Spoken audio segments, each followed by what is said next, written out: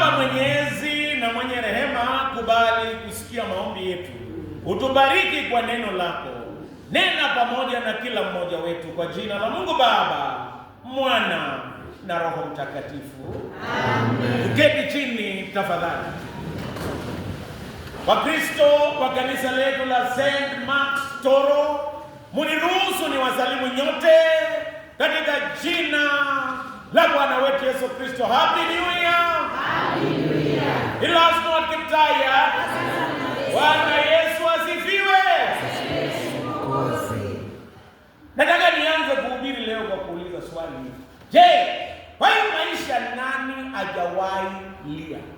Kama hujawahi lia, weka mikono chini. Kama hujawahi lia, weka mkono chini. Okay. Mimi nasema kama hujawahi lia, weka mkono wapi? Chini. Okay, inaonekana nyinyi wote mmewahi lia. Haya, wacha nibadilishe swali. Kama umewahi lia, weka mkono juu. Okay. Kila mtu amewahi kulia. Nataka niongee kuhusu leo kulia. Je, nini inafanya watu kulia duniani? Wengine wanalia wakipoteza wapendwa wao. Wengine wanalia wakipoteza kazi. Hata wengine wanalia mambo ya jamii ikisambaratika. Swali ambayo nataka kuuliza, je, wanaume huwa wanalia? Kwa sababu watu wanasema geriremo. Yaani analia lakini machozi inaanguka kwa tumbo. Lakini alii kwa nje, lakini ukweli wa mambo ni ya kwamba kila mtu huwa analia. Hata wazee wanalia, lakini wanalia machozi yao ikiwa ndani. Somo letu la kwanza ambayo tumesomewa leo inatoka kwa kitabu cha Yeremia. Kwa sababu utawajui kusema Yeremia, wanasema kisifu Yeremia.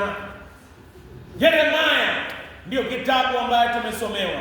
31 mstari wa 15 hadi 17 inaongea kuhusu kilio ambacho kinatoka Rama. Mwanamke analia kule Rama. Rama, nataka niwaelezee ni wapi, lakini mniruhusu niwapeleke kwa shule ya Biblia niwafunze kuhusu Yeremia. Yeremia alikuwa ni nabii wa kipekee. Yeremia hakuoa. Wanani wanaita Kipsongoi, hakuwahi oa hata siku moja kwa sababu ya kazi aliyofanya. Yeremia alikuwa ni nabii wa kipekee. Yeye hakuwahi pata mfuasi hata mmoja. Alihubiri miaka 40 lakini hakuwahi kupata mfuasi hata mmoja. Yeremia aliitwa akiwa mdogo miaka 17. Na akiwa miaka 17 akaitwa na Bwana akaambiwa, tangaza habari ya kwamba falme zitaangushwa. Na yeye akasema, Mungu, mimi bado kijana. Akaambiwa kutokea nikujue kutokea kwa tumbo ya mama yako, na nikujua na nikakuita. Nataka nikwambie penye huko sio kimakosa. Hata familia uliolewa sio makosa. Hata kuwa St. Mark's Toro sio makosa. Yote ni kwa mpango wa Mwenyezi Mungu. Hata kuwa na Towers pale sio makosa.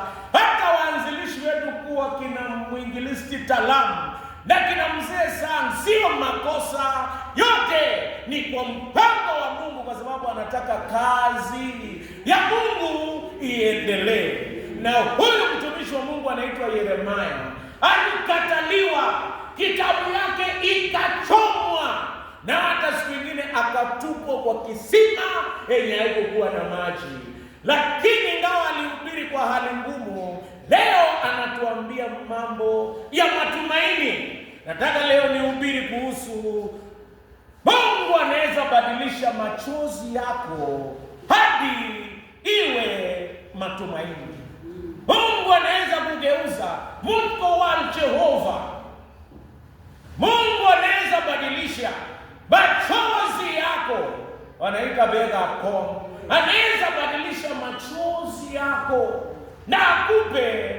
matumaini. Somo letu la kwanza lilisomwa vizuri sana.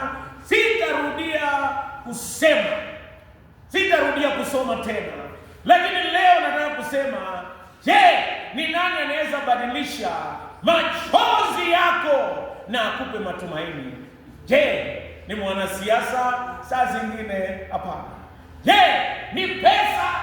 Nilikuwa nahubiri kwa pastor nikasema pesa inaweza kukununulia kitanda, lakini haiwezi kukununulia usingizi.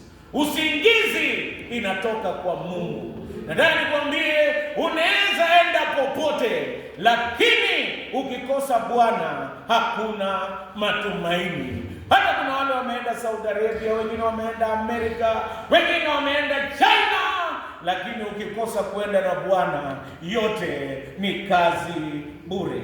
Leo nataka kuongea kuhusu mambo matatu.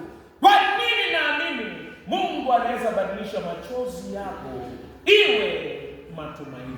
Na nataka nikwambie, kila mtu ako na machozi. Waimbaji hao wanaweza kuimba, mimi siwezi kuimba.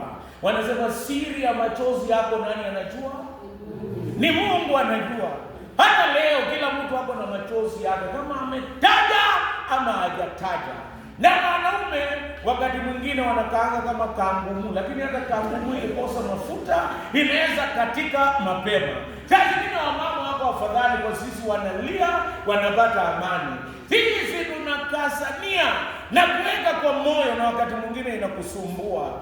Nataka nikwambia kwamba mtu ambaye anaweza kubadilisha machozi yako iwe matumaini, jina lake ni Yesu Kristo. Kutoka kwa masomo ambayo tumesomewa, iko mambo matatu ambaye naamini Mungu anaweza badilisha machozi yako iwe matumaini. Ni kwa sababu anaona na kusikia kilio chetu. Sauti imesikika kutoka Rama ikiomboleza. Yaani, kwa nini Mungu anabadilisha? Ni kwa sababu anaona na kusikia kilio chetu. Wakati mwingi kilio inatokana na dhambi. Dhambi inafanya watu kuwa na kilio. Na Biblia inasema mshahara wa dhambi ni mauti, na roho itendayo dhambi hakika ni lazima itakufa. Dhambi inafanya watu kuwa na kilio. Ukienda penye uko na kilio, dhambi iko. Nyumba yenye uko na kilio, uko na dhambi. Hata jamii ambayo iko na kilio, dhambi iko. Lakini habari njema, kuna Bwana ambaye anasikia na kuona kilio chetu. Mimi nilipokuwa form 3, nilitaka kuchoma shule inaitwa Friends School Kamsingi. Nilikuwa na miaka 15 nikiwa form 3, 1993. Nikataka kuchoma Kamsingi. Yaani living certificate yangu iliandikwa vibaya. Nilikuwa kilio kwa shule. Hata headmaster akaandika barua na kusema, conspiring to burn the school is not a laughing matter. Your son is callous and evil-minded, who is not supposed to be mixed with right-thinking Kenyans. A safe place for him is in a prison cage. Yaani headmaster aliponiangalia akaona huyu jamani kilio peke yake. Yaani is beyond repair. Ni kama baiskeli haina frame, haina frame, penye unapeleka ni scrap yard. It is beyond repair. Lakini nashukuru Mungu akanigeuza, nikawa mtumishi wake. Siku moja nilikuwa town, nikakutana na mtu ambaye alinijua kama mtu wa kilio zamani, mwenye alitaka kuchoma shule, mwenye alikuwa anavuta bangi na sigara, na alikuwa amepotea. Akaniambia, Chesosi, leo nimeiba pesa ya baba yangu, mahindi nimeiba. Money is not the problem. Tunaweza kunywa pombe ya kawaida, chwara ama ya baa. Nikamwambia uko sawa, isipokuwa kitu kimoja. Mungu alisikia kilio cha wazazi na jamii na hata ya shule, na akanibadilisha. Siku hizi mimi ni mchungaji. Akaniangalia kutoka kichwa mpaka mguu, akaniambia, Chesosi, kama wewe ni mchungaji, kila mtu anaweza kuwa mchungaji. Nikasema imani, kwa sababu Mungu anaweza sikia kilio ya yoyote. Bwana asifiwe. Siku moja, na hii ushuhuda inahusu watu wa Toro, kwa hivyo msikie. Mimi nilikuwa na watoto 4 wanasoma Kitale School, wangu 3 na washemeji yangu 1. Sasa nilikuwa nikienda kupanda gari, kwa sababu watoto hawatalipa fare, wangenifukuza. Waliniambia, wewe huwezi panda, wewe mwenye una watoto wengi kaa kando, na mvua inanyesha. Na mjukuu wa mwana ajuaye ni baba yake, sio? Imani na imani. Baba, mimi kama baba nikasema hii itaendelea mpaka lini? Yaani nilikuwa na machozi ya kukataliwa tena mbele ya watoto yangu. Afadhali wakufukuze ukiwa peke yako, lakini na watoto si mzuri. Nikaendelea kung'ang'ana, lakini nikaomba Mungu, sikia kilio changu. Ndio mimi ninaomba nipate gari, sio ya kufanya passport mimi nakanyaga kwa Mungu. Ninaimba tu mbele nina endelea. Hata ikiwa nyumba 71 Mungu alinipa mguu katembea. Lakini niliomba Mungu anipe gari ya kupeleka watoto shule pale. Mwaka wa 2016 diocese ikanituma kwenda Kapchorwa kuwakilisha bishop. Siku hiyo nilikuwa naitwa Diocesan Administrative Secretary. Nilitumwa Kapchorwa kwenda kuwakilisha bishop kwa sherehe ya bishop anaitwa Kitoo Masaba. Nilipofika huko nikapata neema. Unajua ukitoka kwa ofisi umepatiwa namna ya kufika huko. Nikapata neema. Nikakaribishwa huko bila masharti yoyote. Nilipotaka kutoka, wakuwa na mchungaji sana, akaniambia tuko hapa na watu wa Toro, wanaweza kukupatia lift urudi mpaka kwako. Nikasema hapana, lift mimi sijawahi kataa kama padri. Nikaingia, hata mzee sana amesahau, yeye ndio aliniweka mbele ya gari yake. Tukatoka Kapchorwa, tukakuja wakanishikisha Toro. Mzigo ile ambayo nilipatia kwa diocese ikakuwa paraka, nikaweka kwa mfuko. Kesho yake ilikuwa Monday, nikaenda mlimani nikapanda mahindi. Na mahindi ilipotoka, nikaambia Mungu, usikie kilio yangu. Hii mahindi ibadilishe mambo. Na kweli Mungu alinisaidia.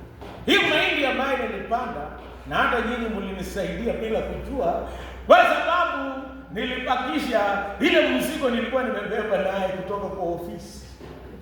Hiyo mahindi nikavuna 150 pounds. Mwaka hiyo, na nikaenda nikanunua gari. Hata si mimi nilienda, ni mama alienda, kwa sababu gari ni yake. Mimi ni padri wa kutembea kwa miguu. Kwa hiyo nataka niwaambie mimi, machozi yako Mungu anaweza sikia. Na hata atatumia watu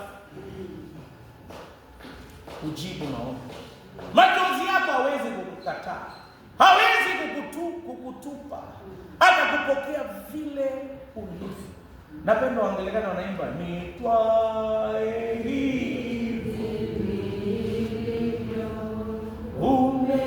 umemwaga damu yako, nawe ulivyo niita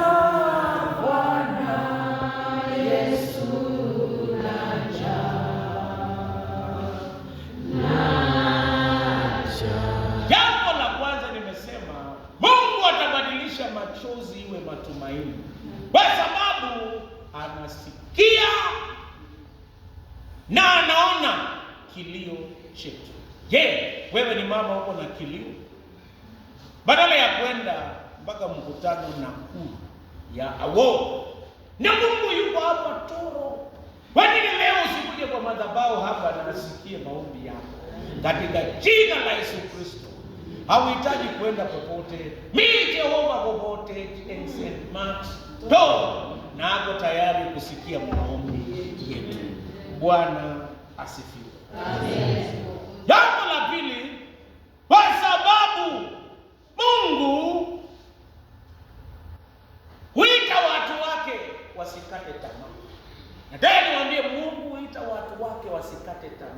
Kuna wengine wamevunjika moyo hapa. Kuna wengine wamechoka. Hata wengine wanachoka na watoto wao. Kuna wengine wanachoka na hali yao. Nataka nikwambie, wakati mwingi kama Mungu amepanga utakaa pahali, hata ukichoka ufunge virago usafiri, kama Mungu anataka utarudi tu hapo hapo. Kwa hivyo saa zingine Mungu anataka usikufe moyo. Anataka sisi, anatuita tusikate tamaa. Never give up.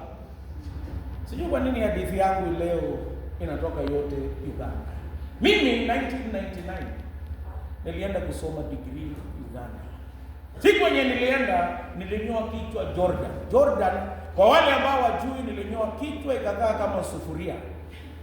Yaani jua ya Uganda inakuchoma, unaimba tu Bwana Yesu atakuja, vumilia vumilia, omba ukiwa na haja, vumilia vumilia. Yaani nikavumilia huko Uganda, kumbe auchungi pesa, unachunga mzigo. Mimi nikachunga pesa nikasahau mzigo.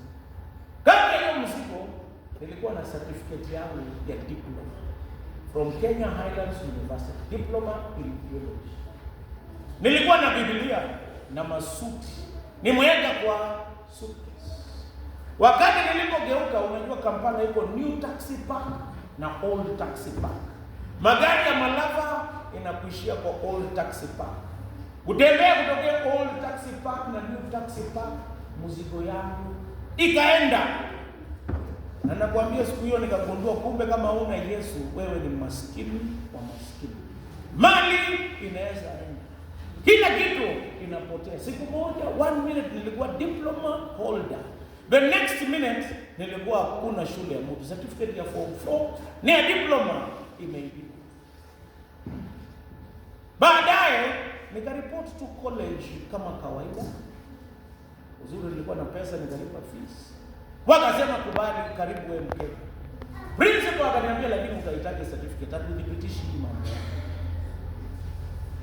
Kesho yake nikaenda kuripoti kwa polisi. Polisi wa Uganda siku hiyo walikuwa wanavanga gumboots. Yaani hata mimi nikajiuliza, hii watu wa gumboots wanapata hizo certificates? Lakini nikasema wacha niseme. Kitu cha tatu, Uganda chakula huko ni tofauti. Supu ya njugu na ugali ni maneno sijawahi. Yaani wanakoroga, wanashaga njugu na wanakaranga, yote ni nyeupe. Ninakuambia huko tulikuwa tunakula tusikufe njaa, sio kushiba. Na maragwe na ugali tulikula saa 6 na jioni, na uji asubuhi. Walikuwa wanaimba kaunga in the morning, kaunga in the noontime, kaunga, kaunga, kaunga when the sun goes down. Yaani tulikuwa tunapambana na hiyo maneno.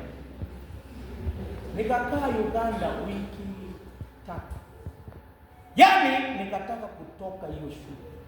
Lakini nikakumbuka neno la Mungu anasema, mimi machozi yangu inaweza geuzwa ikawa matumaini. Kwa sababu amesema usikate tamaa.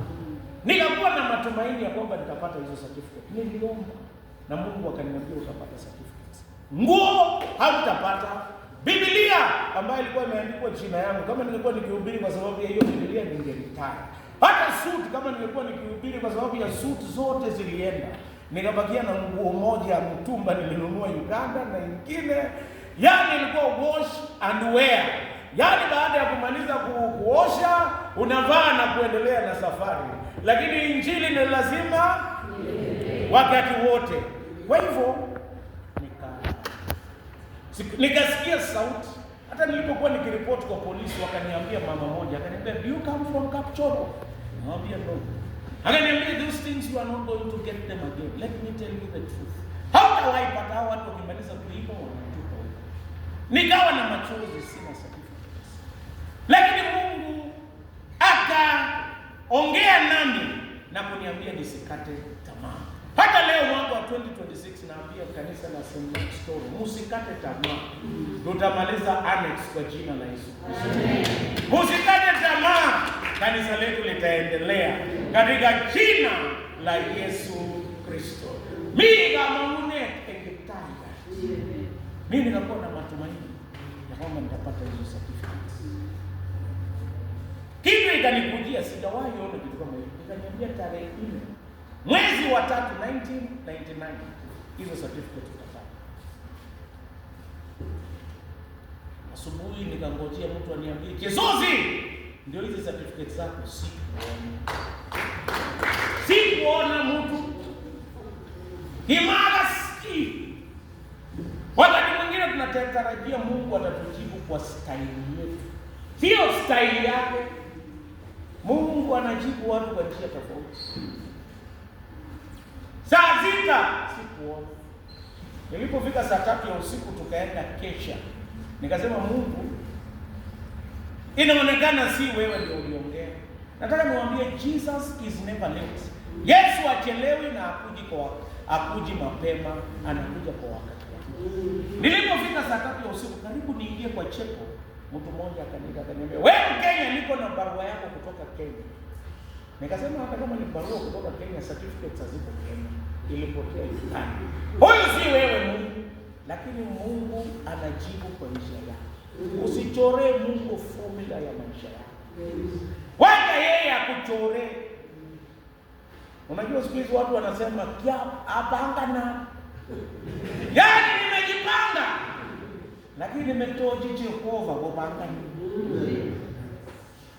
Basi saa akaniambia, nikaangalia barua, hata sikuwa na pesa, nikasema acha nifungue tu barua, na ni mama amenitumia pesa.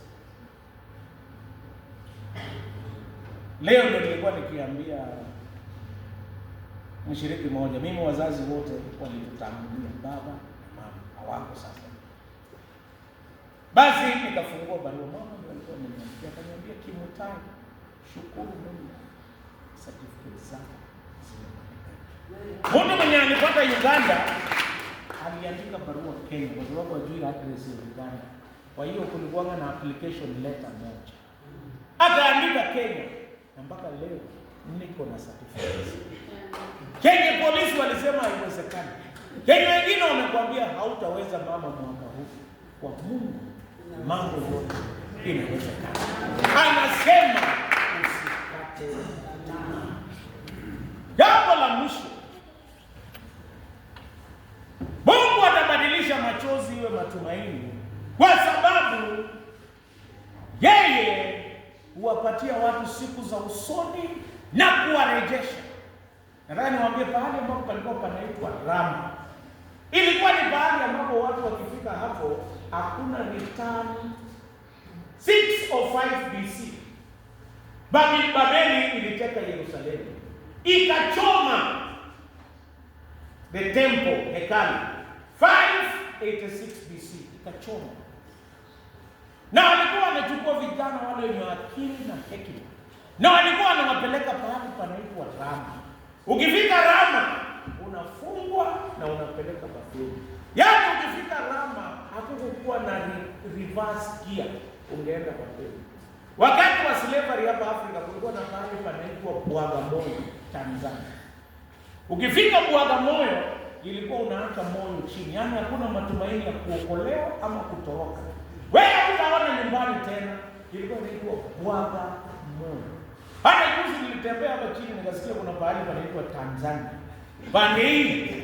Yaani hao watu wanaweza elewa pahali panaitwa Bagamoyo. Yaani ukifika Bagamoyo hakuna matumaini tena. Wengi walikuwa wanalia na matumaini mengi. Lakini hata kwa maisha yako kama umefika station inaitwa Bagamoyo ama Rama, kuna matumaini ya kwamba Mungu atakupatia a future. Pia atakurejesha. Yeremia anatia moyo watu, anasema mtarudi. Hao wenye wanapelekwa watarudi. Na hata mimi nakwambia chenye umepoteza itarudi katika jina la Yesu. Naomba Mungu arudishe amani. Arudishe upendo na umoja katika nyumba ya Bwana. Arudishe uimbaji. Arudishe kuhubiri na misheni. Arudishe maendeleo. Na inawezekana katika jina la Yesu Kristo. Bwana asifiwe.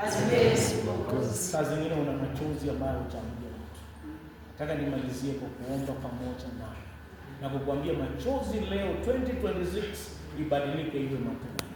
Amen. Bwana asifiwe. Kwa sababu Mungu anasikia na atasikia maombi yako. Ukitaka kutakaswa, wacha asikie.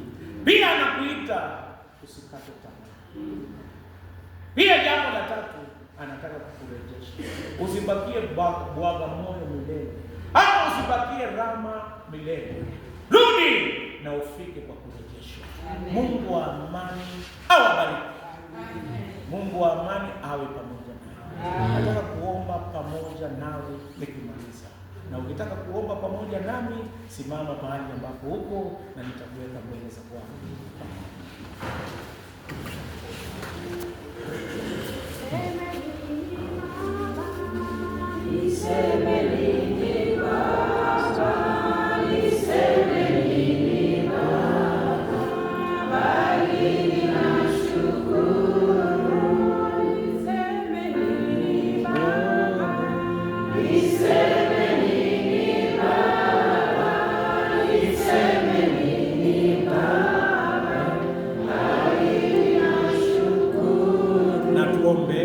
Baba mwenyezi na mwenye rehema, tunaomba usikie maombi yetu. Badilisha machozi yetu iwe matumaini. Badilisha kwa wazee na wamama na kanisa hili. Baba mwema, sikia kilio yetu. Tusikie sauti yako ikisema tusikate tamaa. Wale ambao wamekata tamaa, wape matumaini. Utusikie sauti yetu na kutusamehe dhambi zetu na kutubadilisha. Pia Baba mwenyezi, uturejeshe na kutupa matumaini kwa siku za usoni. Tembelea watu wako, waguze na uwe pamoja nao. Asante kwa sababu wewe ni Mungu mwema, na asante kwa sababu wewe ni Mungu mwaminifu. Kwa Yesu Kristo nimeomba nikiamini. Amen. Keti chini tafadhali.